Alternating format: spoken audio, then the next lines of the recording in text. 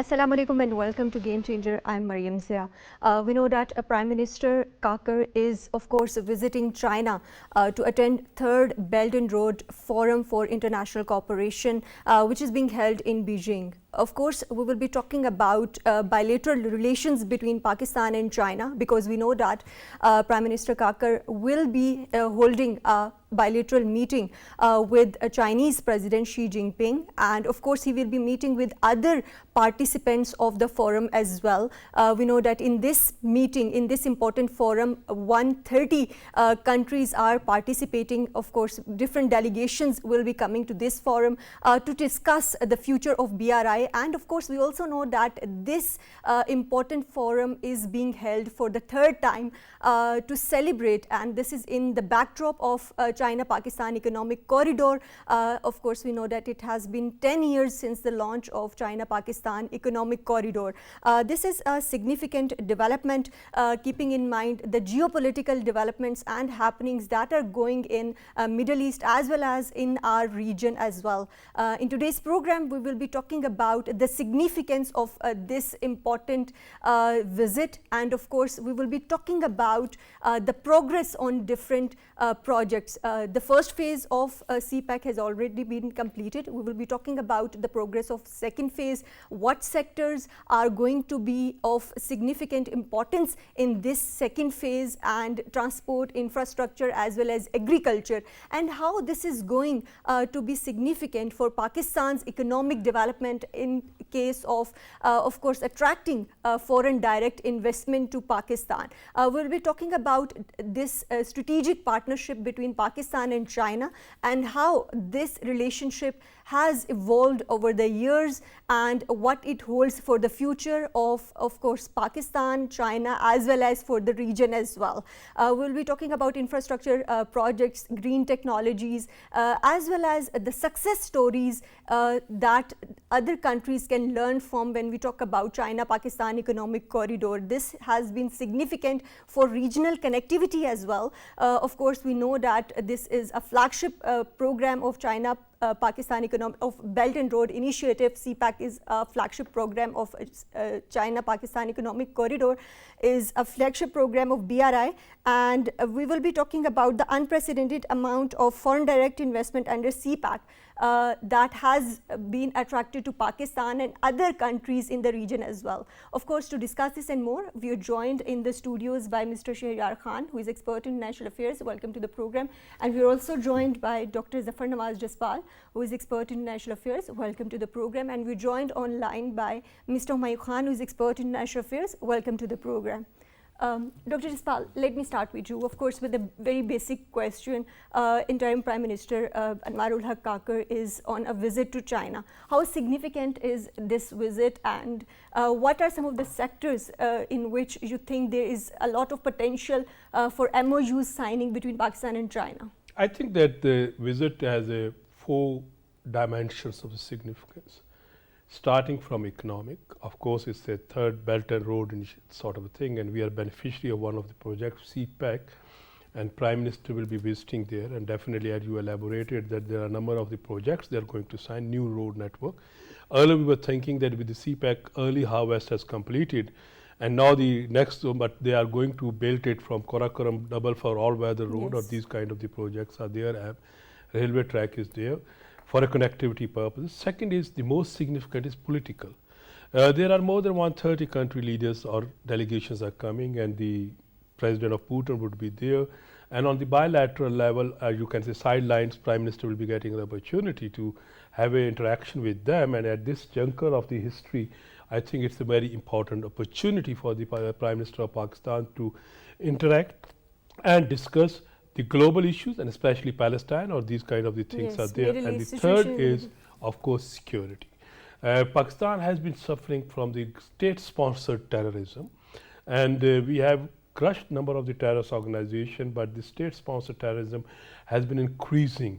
And there's a need to think, or you can say debate with the like-minded state on this issue, and definitely having this dialogue and getting an opportunity to highlight these kind of things definitely contribute in the Pakistan's national security. And finally, this kind of forum is always significant It has a multi-dimension, multi-prong opportunities which on the sideline and then your representation, and it also gives the impression that Pakistan is serious in connectivity. So by this way, I think that this visit can be analyzed with these four perspective, and definitely it's advantages for the Pakistan. Of course, it's advantages for Pakistan. Let's talk about from the inception, since the launch of China-Pakistan Economic Corridor. In your opinion, what are some of the key achievements or significant projects that have been launched in the backdrop of CPEC, and especially when we talk about the infrastructure or development projects? So Mariam, before talking about the infrastructure and development projects, one other significance which we have to talk about is the emerging leadership of China. And if we look at the whole conference from the backdrop of geopolitical dynamics in the world right now, there's like a lot of division that we see. And now within the whole conflict framework, China is emerging as a global power which is focusing more on development initiatives and connectivity initiatives. So that is like giving China an unprecedented role in the global development dynamics that they are like taking forward. When it comes to the second phase of CPEC, there are like a lot of like projects that are being discussed, and a lot of like expansion projects when it comes to highways. In the first phase, a lot of like energy projects were completed. Gwadar port, as you know, has been it's like almost functional now, operational more or less, and a lot of like infrastructure projects in terms of like hospitals, highways have been already completed. Business centers have been developed. Large hospital has been developed. It's like opening by this month. So in the second phase, other than the transfer of technology into special economic zones, there are like other infrastructure projects that are pending, and there are like a lot of discussions going on those projects. It's like the ML1 railway project, which is like very important. Expansion of existing highways, that's also under discussion. A lot of like research centers are being developed. Yes. And they're also very important in the sense that we have always been discussing of transfer of technology and industry, which has to be relocated into Pakistan. And knowledge sharing as well. So that cannot happen without the knowledge sharing and the research centers that develop the expertise. Highway Research and Technology Center is going to be launched. So that's like one of the very large projects that will be signed. We are hoping to sign that MOU with China, and that is a very key factor in transferring technology to Pakistan's human resource. And they will play a very important role in developing the technical expertise that is required to reap the benefits of the second phase of CPEC. Mr. Humayun, when we talk about, of course, China-Pakistan Economic Corridor, in your opinion, what are key achievements, and how do you see that what can Pakistan do to ensure that Pakistan's engagement with China can benefit our economy as well? Thank you, Mariam. I guess in terms of achievement, it's self-explanatory progress which has been made in last 10 years. We signed the project in 2013. Up till now, if we just give you a very brief idea about those achievements, around $28 billion worth of investment has been made in 10 years. 8,000 megawatt electricity has been added into the Pakistani national grid. And mind you, this was the time when CPEC was signed, we were really losing 1 to 2% of our GDP because of lack of energy. So that's in itself is like a fate that, we added 8,000 megawatts of electricity. In next few years, we will add 4 to 5 more thousands of megawatts in that. We have provided 260,000 direct jobs and around 500,000 jobs, indirect jobs, because of this investment, massive investment. Other than that, we have added around 800 kilometers of road. We have added 8,886 kilometers of transmission line. 26,000 of Pakistani students are there. The agreement when it was started was around 4 to 5 areas. Now it has expanded to 10 different areas: science and technology, energy, greener energy. Apart from that, we also have cooperation in agriculture sector, socio-economic development, and in many other areas. But what I will take a step from Sharia, we need to see that, our Prime Minister is going on this third international cooperation Belt and Road Initiative. So we need to see also how Belt and Road Initiative has changed the destiny of the global South. with the help of China, they have made massive investment, and now more than 155 countries are part of this. It's half the world population is part of this. Half the world GDP is part of this massive initiative of President Xi Jinping. And this is an initiative which was basically an idea which President Xi got from the global community of shared future. And BRI is the key pillar of that. And after they have unveiled that BRI, there was subsequently 3 or 4 more initiatives by the Chinese leadership, which included Global Development Initiative. Pakistan was one of the first signatory of the Friends of Global Defense Development Initiative. Then we have Global Security Initiative. And then we have also Global Civilization Initiative. So all 3 initiatives are in a way consolidating Belt and Road Initiative, and Pakistan being part of all of them, I guess we're not only going to benefit ourselves, but the entire region is going to benefit from these initiatives. Right, of course, the entire region is going to be benefited from this. But Dr. Jaspal, when we talk about China-Pakistan economic corridor, it is very important for Pakistan to balance its participation in BRI, CPEC, with its relationships with other global stakeholders as well, keeping in mind the changing global dynamics. How do you see Pakistan's foreign policy aligns with BRI and CPEC? If you just, I take a cue from the Humayun's. He referred to 3 initiatives by the President Xi: Global Security Initiative, Global Development Initiative, Global Culture, Civilization Initiatives. If you study all these 3 initiatives, which are supplementing the BRI, those 3 initiatives are very much on the basis of liberalist economic system, and they are according to the United Nations Charter. For example, the Global Security Initiative, which was the first initiative last year, categorically it states that the United Nations Charter will be followed, peace and conflict will be resolved through the dialogue process, nuclear non-proliferation treaty shall be intact, and we will be having a more cooperation rather than that. Now here comes Pakistan's policy. Pakistan's policy is also in line with the United Nations Charter.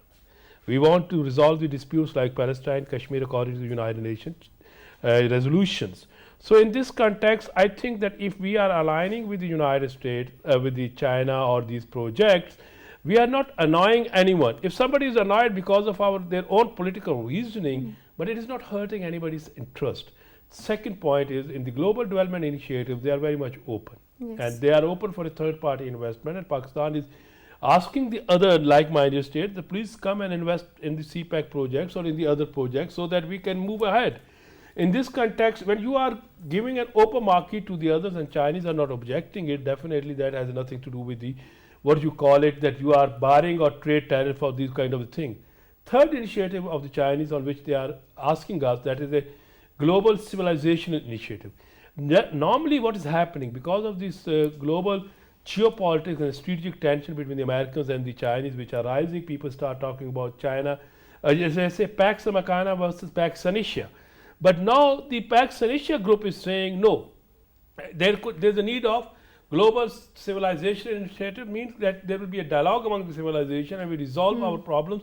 We cannot divide on the basis of culture or these things. Yes. I think that in this focus context, towards people-to-people contact. yeah, people-to-people contact. Yes. And my final point in it is that if 132 countries are, you can say, endorsing these initiatives, except European 30, NATO 31 countries or one other countries are not comfortable like India with it, and definitely they are also making the minilateral security groups. If those minilateral security groups 2-3 are not comfortable with this, but the rest of the world is comfortable, except the European Italians are revisiting what they are doing. But apart from that, I think these projects, especially in Asia, they are acceptable. And Pakistan has to align its foreign policy, keeping in mind the realities at home, within its neighborhood, and then we have to go out of the neighborhood. And in this context, I think that nothing is going to happen with Pakistan. Pakistan shall be confident. And second point is, what the other countries have a leverage over Pakistan. Yes. What kind of the government, they are giving our government assistance, except criticism. So Pakistanis shall now realize that in this changing world, the Cold War allies are no more your allies, they are allies of the India.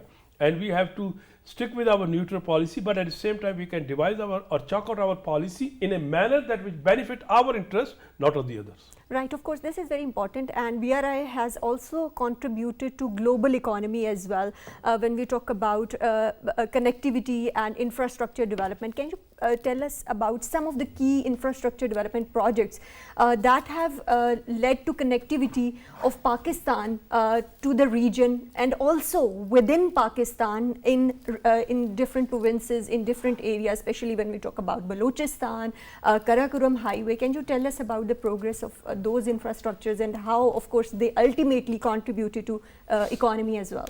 So, Mariam, I'll start from China, because we've already been discussing how CPEC has basically supported and helped Pakistan in developing its highways, infrastructure, energy infrastructure, and ports. But one of the key visits of the Prime Minister this time around is that he's visiting the city of Urumqi. Yes. So the significance of Urumqi in this whole framework is that Urumqi, as a matter of fact and an interesting fact, is in the Guinness Book of World Records. And the reason for that is that it's one of the cultural and commercial hubs of China, the westernmost city which is the furthest away from any sea in any country across the world. So Pakistan, through the CPEC network, gives the whole dynamics of Urumqi a total a change, and it gives Urumqi access through Pakistan to Gwadar port, where they can also expand more towards west and to the Arabian Sea as well.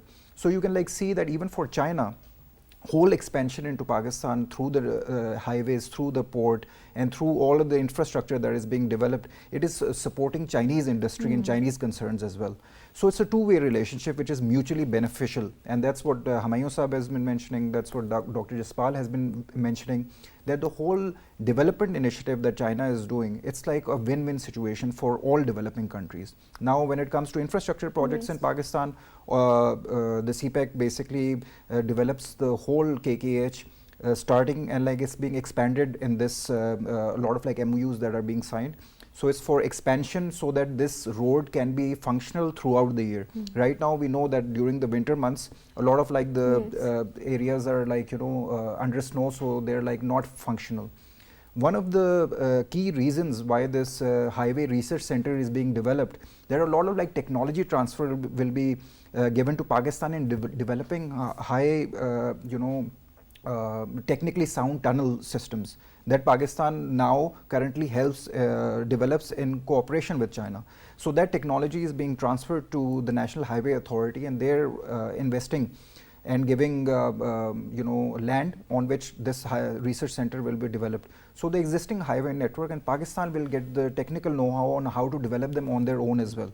So this has a lot of significance when it comes to the whole Gwadar port.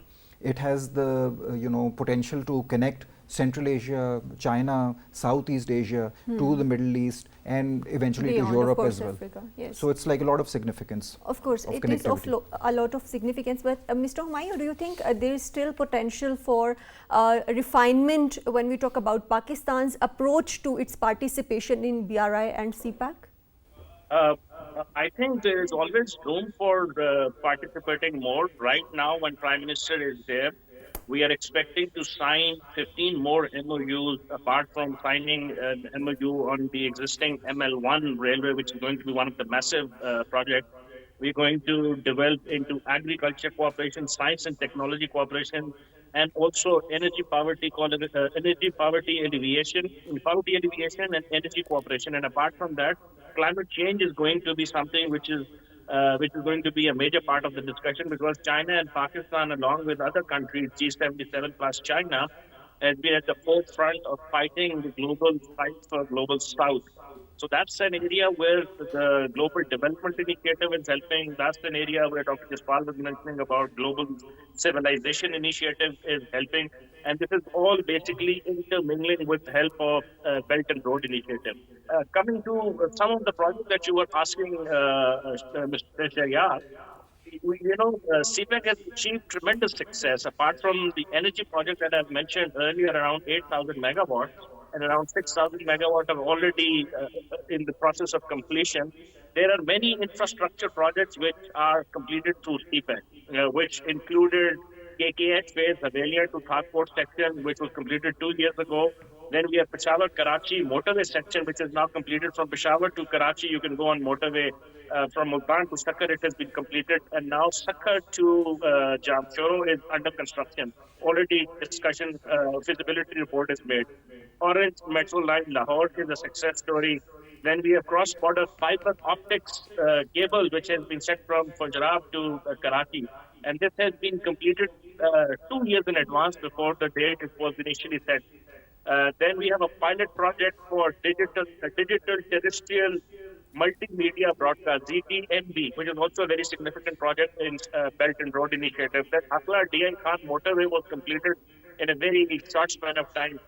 Then there are some projects which are under construction, and once completed, they're going to create a massive infrastructure within Pakistan, which is going to help this easy transport, ease of doing business will become very easy. Market access for our commodities, market access for our agriculture product will be was so smooth. If I Right, of give you course. some of the Right, Sorry, go ahead. right. And how do you think that these completed projects are going to create an environment that is feasible for investment, and how this is going to impact trade opportunities for the investors at both the countries and beyond, of course? And this was I was only mentioning about these road projects. Let's say we have now a massive amount of electricity available to us. So this whole idea that our GDP was losing because of short of electricity, now we have good electricity. We only need to create an environment where we have a balance, where we have digitalization of our electricity grid. Once that is done, road infrastructure is done, Gawada port is completely functional, special economic zones are under construction. So when this second phase, which has already kick-started, it's going to invite a lot of investors from outside the world and also from the Chinese companies to come here, relocate their business, create more job opportunities, because now you have an entire system laid down where your market to your access is completely smooth. You have special economic zone, which is going to give you a 40 years, depending upon which area we are talking about, a days of tax holidays. We are going to create jobs for the people. We are going to create industrialization in Pakistan. So this is something which is going to attract a massive amount of foreign direct investment in Pakistan in the next 1 to 2 years. Of course. Mr. Shehjar, can you provide us insights into some of the sectors in which there is potential for Pakistan and China to enhance their commercial ties as well, and also the kind of incentives that should be provided to the businessmen? Of course, we know about special economic zones. Can you elaborate on those? So special economic zones are there to provide a lucrative environment for international investors to come and invest in Pakistan. So a lot of tax holidays and tax breaks are being provided.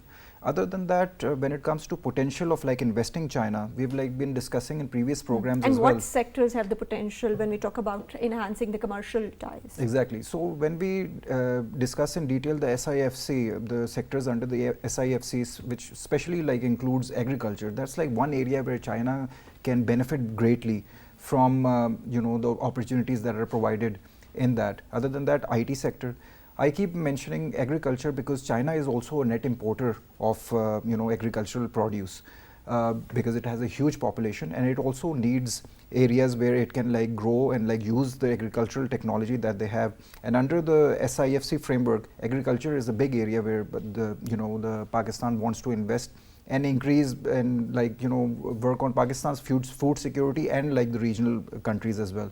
Other than that, mines and minerals is one area under SIFC, which also can be expanded upon, and we can expect to get a lot of Chinese investments. We already have Chinese investments in Balochistan and a lot of mining sector, but that cooperation can also be expanded and a lot of technology transfer that can happen.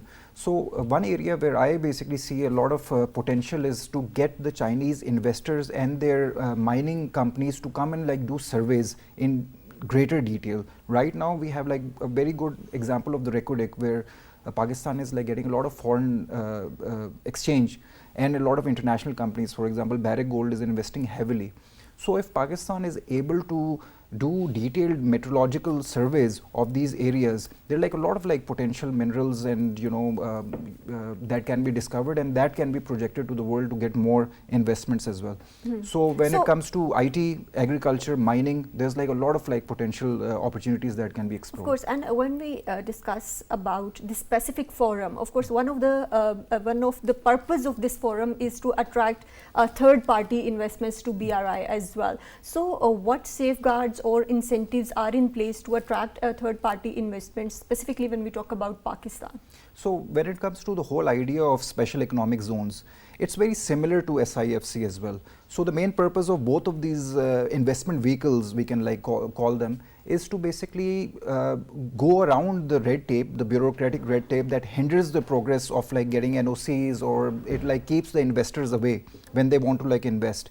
So a one window, single window operation in which investors can come, they can establish their companies, they can like bring in their investments, and for like 4 to 5 years they get like tax holidays, tax breaks, in which they make their investments, they hire their resources, they transfer the technology. So during that time they get like the benefits of keeping all the profits, and then obviously through the whole of this process a lot of technology is transferred, our local human resource, they get technically more advanced, and this like becomes a win-win situation for all parties concerned. Right. Dr. Jaspal, given the global economic environment as well as the global political environment, which is very uncertain at the moment, how do you think that Pakistan should strategize its security issues when we talk about CPEC? I think that in this transforming global environment, Pakistan has already adopted certain policy. If you focus on our national security document 2022-26, we have adopted a secure neutral policy, no bloc politics.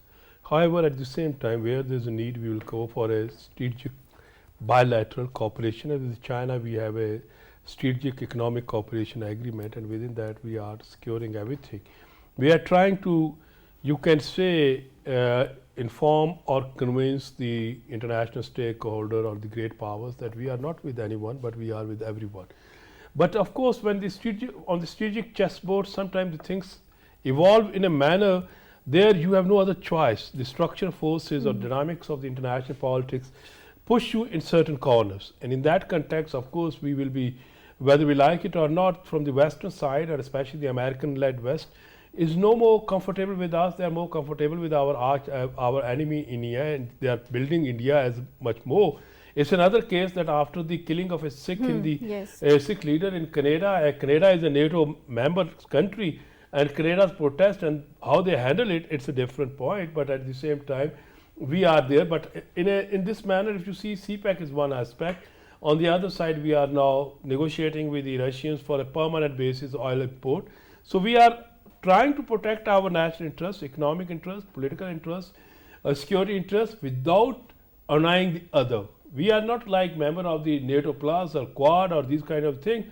But unfortunately, if this trend continues, sooner or later, Pakistan or its like-minded state have to think to constitute a multilateral regional group or a security group or these kind of the things. But anyway, for the time being, Pakistan has been struggling to maintain a neutral position and attract all the states, so that rather than a conflict, there could be cooperation. Of course, cooperation is very important when we talk about diversifying Pakistan's economic options as well. So, do you think that the current visit is going to be significant in that regard, because there are members of other countries, like of course delegations from around 130 countries are going to be participating in this particular forum, and Prime Minister will be holding a bilateral meeting with President Xi. But other than that, what are some of the countries in which do you think that Pakistan should be pursuing more proactively to engage those countries to attract more FDI? Look, we have to be very, you can say, clear about certain things. Pakistan's internal stability is coming, dollar is now controlled, prices are going down. If this trend continues, it means inflation will be controlled, and at the same time armed forces, you can struggle against erasing the terrorist syndicates here. If these things will be successful, Pakistan will be one of the most attractive country for the foreign direct investment. Now, coming back to your question is very particular. Such a forum where are more than 130 delegates are coming. definitely you have a time, and our Prime Minister is talking as making a speech on connectivity. Yes. And in that, if you see, Pakistan is a hub of connectivity in the Euro-Asia, in the West Asia, in the South Asia. In that context, Pakistan need to target on the Central Asian state. Pakistan need to further engage economically the Afghans. Pakistan need to engage more Iran, because maritime coastal line is very similar. We have identical challenges, and Iran is also attracting $400 billion investment from China. So on a strategic partnership, in that context, Pakistan identify its neighborhood, and within this neighborhood we can target the state for a mutual, like railway track, Uzbekistan, Afghanistan, Pakistan, Yes. like oil pipelines, and in that we can try to bring the Chinese also, because Chinese it's a corridor of the Central Asian corridor completed, and they are now struggling to move it from Afghanistan towards Pakistan or towards Iran. So this is the time Pakistan act more robustly and intelligently devises policies to attract all these states so that they can move towards the Gawad. Of course, this is very important, but Mr. Mai, I want to talk about the role of international organizations as well as international financial institutions when we talk about diversifying Pakistan's options. Do you think there are some of the institutions that can help Pakistan in attracting FDI and in some of the initiatives or projects when we talk about China-Pakistan Economic Corridor? Yes, Mariam, this is absolutely true in a way that, now that Dr. Jaswal was also mentioning about the geostrategic importance of Pakistan and our ability to connect the region from South Asia and Central Asia, and also connecting with the Middle Eastern countries and GCC countries. In this regard, many international financial institutions, starting from World Bank, IMF, Asian Development Bank, Islamic or Asian Infrastructure Investment Bank, AAIB, which is part of the Belt and Road Initiative, all of them would be very happy to invest in projects which will basically enhance the connectivity, which will connect the region, which will, South Asia, unfortunately, it's Central Asia and South Asia at the same time, and the region which now constitute ECO, Economic Cooperation Organization, the 10 countries, the Central Asian countries, and some of Iran and Afghanistan and other countries, our internal trade is very low. But once now that we are entering into the second phase of China-Pakistan Economic Corridor and infrastructure is already laid out, the international situation is slightly getting better in terms of the economy. Oil prices are coming down. So I guess now the environment is very right, where we could ask for these international financial institutions to invest in bigger projects in terms of connectivity, rail links, in terms of massive road projects, and Pakistan can benefit immensely from that. Right, and when we talk about global security challenges, how do you think that Pakistan and China can cooperate to foster a peaceful regional environment? Both of them, China and Pakistan, have the unanimity of the view on all the regional issues and international security issues. And Pakistan has also supported the Chinese Global Security Initiative, which basically talks about adherence to the UN Charter and principle of multilateralism and non-interference in the internal affairs. So having suffered ourselves long from war and terror and border dispute, I guess, we are now in the position to support these initiatives of global security initiative and in terms of enhancing the security of the region. Right, of course, this is very important, but let's talk about some of the other challenges. Of course, transparency and potential debt challenges are some of the issues that are always being raised by the West and other countries as well. What's your take on that? So, Mariam, that's a very interesting question on your part. When it comes to foreign direct investments into Pakistan or any other developing country right now, when it comes to the global movement of capital, it's like very challenged because of the international economic framework or the international economic challenges that are being faced in Europe right now because of the whole Russia-Ukraine issue. Yes. When it comes to international inflationary prices. So, and obviously the the monetary policy of all of these countries is very tightened to control the inflation. So because of the high cost of borrowing, a lot of like international corporations or even countries, they're avoiding to invest in new projects or developing countries. So in the backdrop of the international economic architecture, it would be more, the role of China would become more significant, because China has a lot of foreign reserves. They are looking for investments, and to expand outwards, the whole BRI network provides a golden opportunity for developing countries to attract investment. When we talk about multilateral financial institutions like ADB, IMF, World Bank, all of these development projects or infrastructure projects financed through these institutions, they are more in the form of loans. So that whole idea of like developing infrastructure and working on it on a build, operate and transfer model, that would be difficult for Pakistan and other developing countries in this global financial network to repay the interest payments. And when we talk about the whole shift on and like interests in the sustainable and like climate adaptable infrastructure, so Pakistan and developing countries, they don't have the financial resources to undertake those initiatives as well. So in the backdrop of all of this, China's role will become more significant. Even when we talk about connectivity in Central Asia and as Dr. Jaspal and Humayun Sahab have mentioned, the Trans-Afghan Railway, China has the potential and the capital to invest in those projects as well. And it would be very difficult to get the multilateral institutions like the World Bank or ADB, because Afghan government is not recognized right now. And these multilateral... But still, aren't some of the Afghan leadership is going to be participating in this forum? Afghan leadership will be participating, but getting international financial institutions on board to fund infrastructure projects passing through Afghanistan will remain a challenge. That's why the whole arrangement between China, Afghanistan, so maybe or Pakistan... this forum can help in cooperation, in creating a cooperation with Afghan leadership and with other stakeholders like international financial institutions. So it's a very golden opportunity to develop a trilateral framework between China, Afghanistan and Pakistan, in which China can be convinced to invest in these infrastructure projects. Other than connecting Central Asia to Pakistan and to the Arabian Sea, China could also see an opportunity in like gathering. And as Dr. Jaspal has also mentioned, even with the Tapi gas pipeline, China also has an interest in like investing in that, and that's also a golden opportunity for a huge return on investment in that front as well. Of course. Lastly, Dr. Jaspal, of course, this visit is significant, keeping in mind the global challenges and the uncertainty that we are witnessing today in Middle East. So how do you think that this particular visit is going to speed up the progress of different projects of CPEC? I think that this third time Belt and Road Forum, it is with this purpose they are calling that they have to revisit and expedite the projects. And also attract third party. Yeah, third party, because this is a third type of vision. And after this new leadership last year elected a new ministries, and definitely is a test for the President Xi, how he has to, in his third term, you can say, energize the Chinese and their allies on this Belt and Road initiative. That's why you know the three major initiatives in the last year to strengthen this or supplement its BRI. And within this context, he's inviting, and all the delegations will be there.